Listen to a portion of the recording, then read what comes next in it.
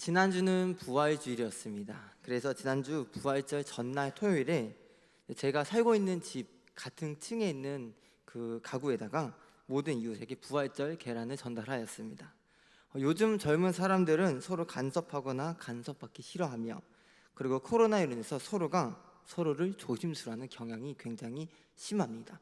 특히 제가 살고 있는 빌라는 신혼부부들만 살고 있는 집들이다 보니까 더욱더 그런 면모가 많이 보입니다. 서로가 서로의 존재는 알지만 서로가 서로 관계를 맺기 힘들어하는 것이 지금 젊은 세상의 모습입니다.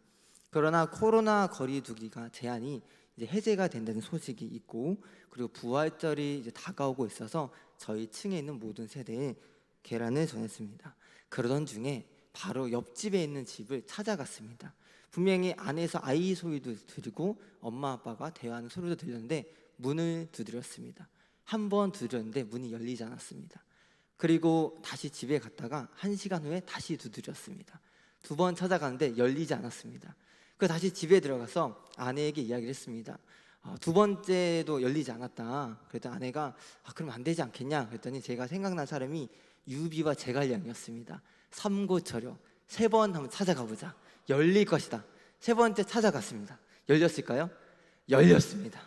그래서 이 열려가지고 계란하고 또 아기가 키우고 있어서 작은 이제 선물하고 전달해줬습니다. 근데 처음에 그 아빠가 나왔는데 이게 무슨 일이냐 굉장히 당황했는데 옆집에서 아기 소리도 들리고 또 부활절이라서 선물 주려고 왔다고 해서 처음 인사를 했습니다. 그리고 기쁜 마음으로 주의를 보내고 이번 주 월요일 저녁에 누군가 저희 집에 문을 두드렸습니다. 문을 열었더니 옆집 사람이었습니다. 옆집 사람이 이제 음료수를 한 병을 들고 오고 고마웠다고 전달해 줬는데, 그때 그냥 전달해 주지 않았습니다. 작은 쪽지가 적혀 있었는데요. 화면을 보시면 그 집이 준 쪽지 내용입니다. 한번 제가 읽어드리겠습니다. 안녕하세요, 203호입니다. 저번에 주신 부활절 선물과 아기 용품 너무 감사히 잘 받았습니다. 생각지 못하게 먼저 인사 주셔서 기뻤어요. 아기가 또래라고 들어서 더 반갑네요. 가까운 이웃끼리 잘 지내면 좋을 것 같아 저희 연락처 남깁니다. 020 음료수 드시고 오늘도 행복한 하루 되세요. 이 부활절의 기쁨을 전했더니 사실 연락처 남기는 거 쉽지 않습니다. 그런데 그들이 마음은 문을 열어서 연락처를 남겼고 어제 아내가 처음 그 집과 만났습니다. 그런 놀라운 일, 심지어 거기서 연락을 했더니 자기네 집으로 들어오라고 먼저 연락해서 식사도 같이 하고 그런 일이 일어났습니다. 그 집은 믿지 않는 집입니다. 그래서 갔을 때 아내 보고 술 한잔 하겠냐고 권했는데 아내는 절대 술을 먹지 않기 때문에 괜찮다고 해서 그 믿지 않는 집과 처음 마음 문이 열렸습니다.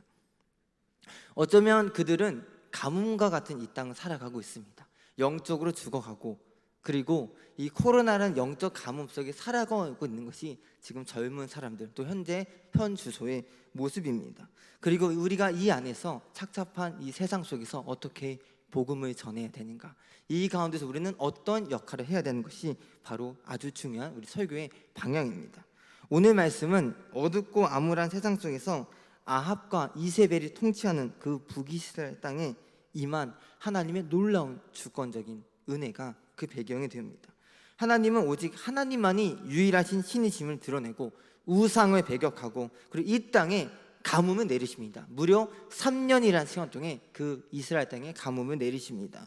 3년간 가뭄이 오면서 온 땅이 메마르고 먹을 것이 떨어지고 백성들의 원망과 불평이 터지기 직전, 그 직전까지 옵니다. 더 나아가 가뭄은 단순히 먹지 못하는 상태가 아니라 영적으로 메말라가는 그 땅의 영적 상태를 보여주고 있습니다. 그리고 하나님과 우상, 어떤 신이 더 세냐, 그런 것이 나오는 것이 고대 근동의 문화입니다. 이와 같은 상황에서 아합은 우리가 물의 근원을 찾자, 어디에 가면 물을 얻을 수 있을까 라는 추적하고 갑니다. 그리고 그 가운데서 한 사람을 만납니다. 바로 오바댜입니다. 이 오바댜라는 이름은 아합과 물의 근원 찾는 아합과, 그리고 다음에 벌어질 갈멜산 전투가 벌어진 그 중간에서 오바댜가 굉장히 중요한 역할을 한 사람이 오바댜입니다. 오바댜의 이름의 뜻은 여호와의 종입니다. 그의 이름에 따라 그는 이 인생을 살아가게 됩니다. 본문에서 여호와의 종, 오바다는 그 직책을 소개합니다. 다 같이 열왕기상 18장 3절 말씀을 봉독하겠습니다. 아합이 왕궁 맡은 자 오바다를 불렀으니 이 오바다는 여호와를 지극히 경외하는 자라. 아멘. 이 오바다의 첫 번째 직책은 왕궁 맡은 자였습니다. 왕궁 맡은 자는 당시에 왕궁의 운영을 관장하는 왕실의 최고 책임자이자 관리자였습니다. 이 오바다는 아합과 이세벨의 왕궁에서 최고의 책임자이자 그들에게 신임을 받았던 사람이 오바다입니다. 두 번째는 오바다를 여호와를 경외하는 자라고 소개했습니다. 오바다는 왕궁 맡은 자이면서 동시에 여호와를 지극히 경외하는 자라고 소개합니다. 즉 오바다는 상상해 보십시오. 아합과 이세벨은 바알과 아세라 우상을 숭배하는 앞장서서 숭배하는 왕과 왕비였습니다.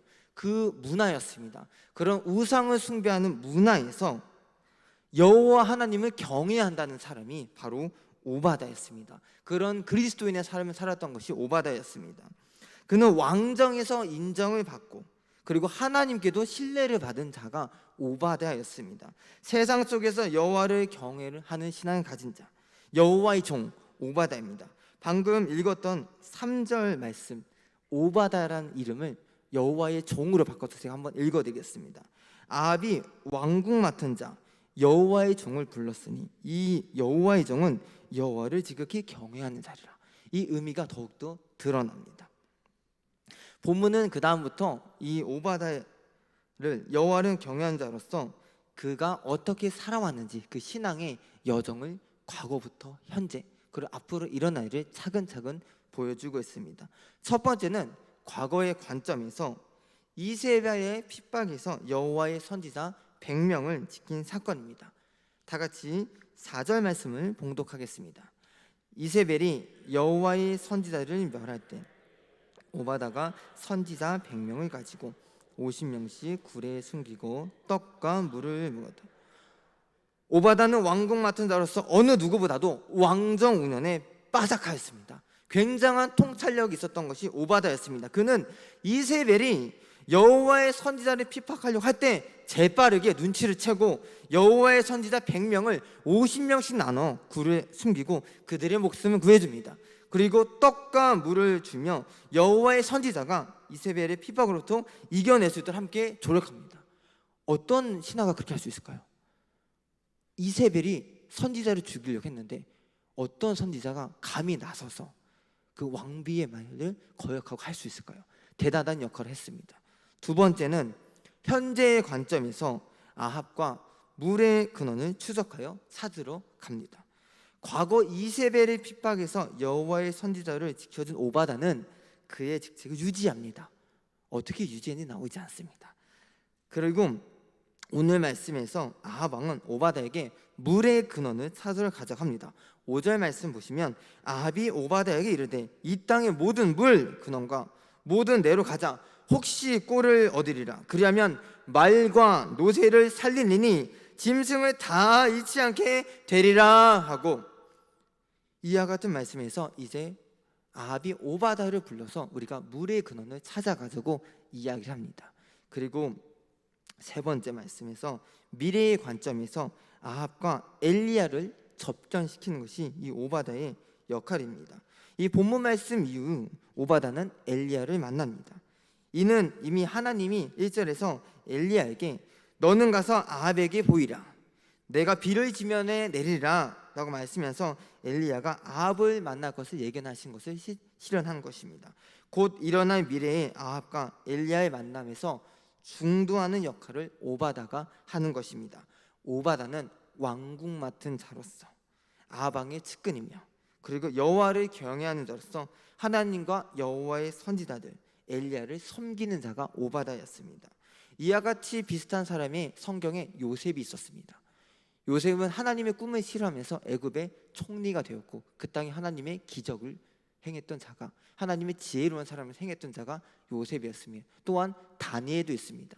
다니엘도 바벨론 시대의 왕의 신하로서 자신의 신앙을 드러내고 그리고 하나님 말씀을 순종하되 우상을 숭배하지 않고 왕을 숭배하지 않았던 사람이 다니엘이었습니다. 이 요셉과 이 다니엘과 같은 사람이 오바다였던 것입니다. 오바다는 세상 속에서 사는 그리스도인의 치열한 삶의 여정을 보여주었던 것입니다.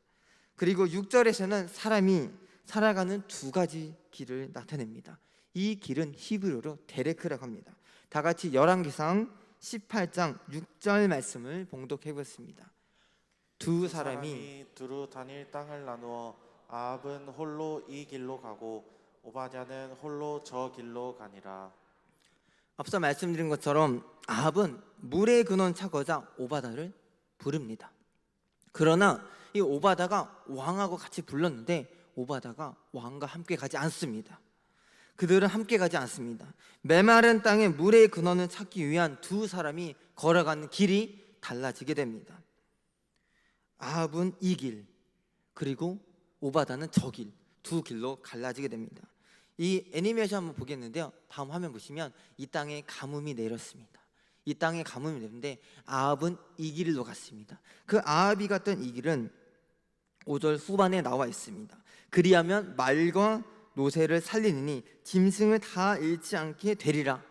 이 아합이 물의 근원을 찾기 위해 찾아간 이유는 백성들의 굶주림 때문이 아니었습니다.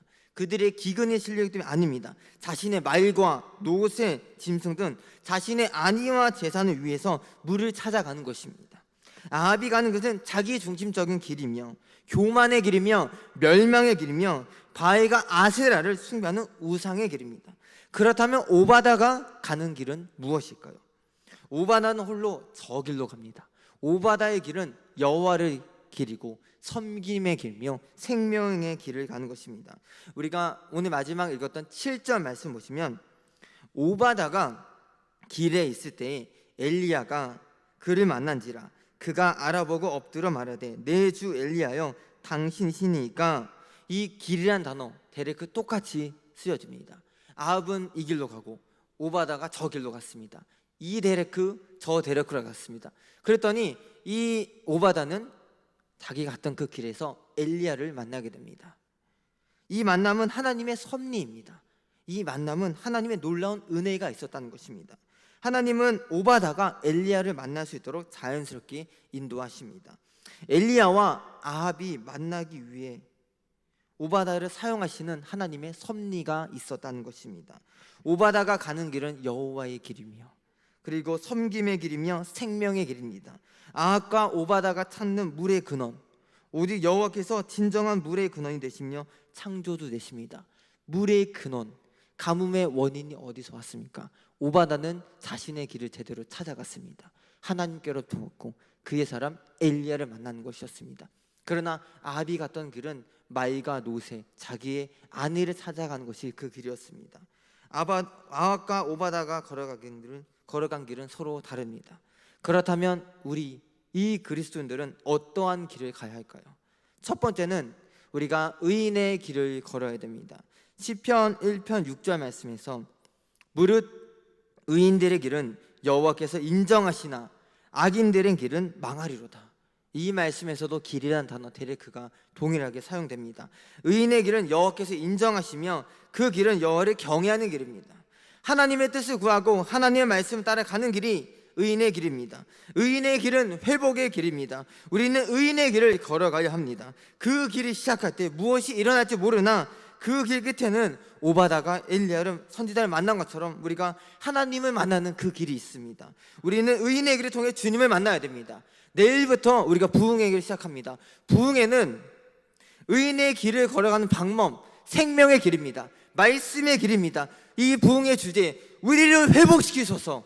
이 주제의 말씀을 우리가 듣고 깨어쳐야 됩니다. 악인의 길을 걸어가는 것이 아니라 아합의 길을 걸는 것이 아니라 우리가 의인의 길을 걸어가면서 우리의 죽었던 영혼이 살아나고 우리의 메말렸던 이 땅이 다시 샘솟는 그 은혜를 경험하는 것이 내일부터 시작하는 부흥입니다.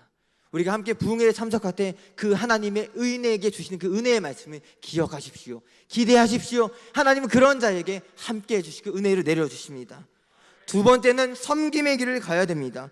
우리는 여호와 하나님을 섬겨야 됩니다. 여호와 하나님만이 진정한 주인이시며 우리의 창조주이시자 구원자이십니다. 여호와 하나님을 섬겨야 됩니다. 또한 예수께서 우리를 섬겨주신 것처럼 우리도 세상을 섬겨야 됩니다. 세상을 숭배하는 것이 아닙니다.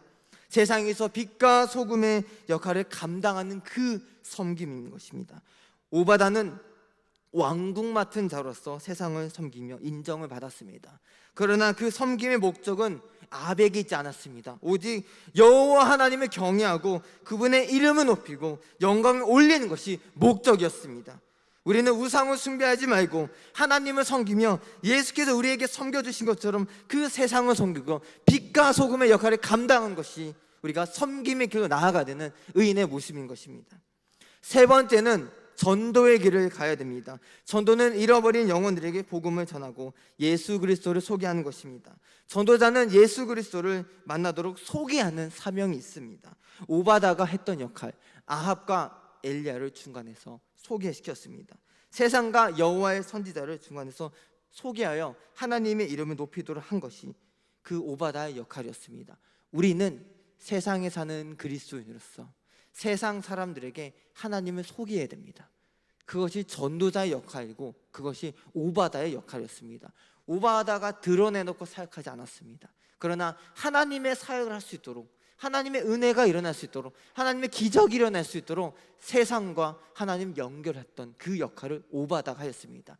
그것이 지금 우리 세상 속에 살아가는 그리스도인들 전도의 사명인 것입니다. 우리가 지금까지 계속 대시양 전도를 나가고 있습니다. 또한 태신자 적동하였습니다. 제가 어제 새벽기도 설교 시간에도 이야기했지만 대시양 전도 제가 담당하는 역할이 있습니다. 그러던 중에 꽃을 전달하였는데 한 집이 거부를 하였습니다. 꽃을 전달하였지만 이틀 후에 그 꽃을 그대로 바깥에 내놨습니다. 근데 제가 그것을 보고 느꼈던 것은 하나님, 이 길에게 복음의 문 열어주시옵소서, 전도의 문 열어주시옵소서, 은혜의 문을 열어주시옵소서. 우리가 끊임없이 남은 시간 두드릴 때 이 가운데 하나님이 이 메마른 이 메마른 가구에 하나님의 단비를 내려주시옵소서. 이 기도 제목을 얻고 받았습니다. 실패하는 것이 아닙니다. 좌절하는 것이 아닙니다. 거부당했다고 두려워하는 것이 아닙니다. 두드리면 됩니다. 우리는 두드리고 그 복음을 전달하면 하나님께서 역사하십니다. 하나님께서 놀라운 일에게 우리에게 보여주십니다.